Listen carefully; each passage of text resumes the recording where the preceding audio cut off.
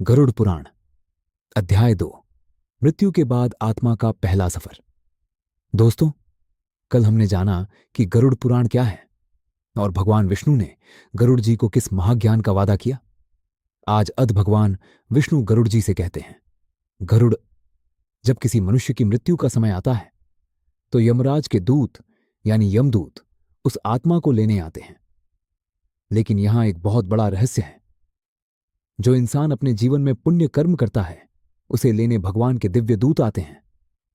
उनका रूप सुंदर होता है, उनके हाथों में फूलों की माला होती है और वो उस आत्मा को सम्मान के साथ विष्णु लोक की ओर ले जाते हैं।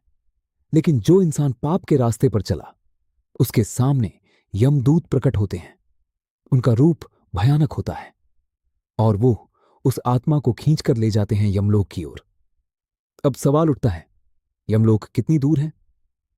भगवान विष्णु कहते हैं, यमलोक का रास्ता 86,000 योजन लंबा है। यह रास्ता न दिन में तय होता है न रात में। यह एक अलग ही लोक की यात्रा है। इस रास्ते में आत्मा को भूख लगती है, प्यास लगती है, लेकिन कुछ नहीं मिलता। इसीलिए हिंदू धर्म में मृत्यु के बाद पिंडदान और जलदान किया जाता है ताकि यात्रा में आत्मा को कष्ट न हो।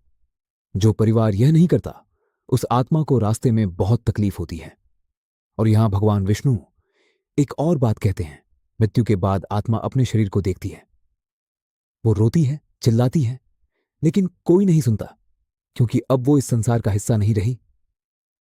यह सुनकर गरुड़ जी की आंखें भर आईं और उन्होंने पूछा, प्रभु, क्या कोई उपाय है जिससे इस कष्ट से बचा जा सके? भगवान विष्णु मुस्कुराए और बोले, हां गरुड़, और वो उपाय हम अगले अध्याय में जानेंगे। दोस्तों, यह सुनकर मन में एक डर जरूर आता है, लेकिन यही गरुड़ पुराण की सबसे बड़ी शिक्षा है। जब तक समय है अच्छे कर्म करो, माता पिता की सेवा करो, सत्य बोलो, किसी को तकलीफ मत दो, क्योंकि मृत्यु के बाद सिर्फ कर्म साथ जाते हैं, बाकी सब यहीं रह जाता है। अगर यह वीडियो आपको अच्छी लगी तो लाइक करें और सब्सक्राइब करें। कल अध्याय 3 में जानेंगे वो उपाय जो आत्मा को यमलोक के कष्ट से बचा सकते हैं। जय श्री हरि।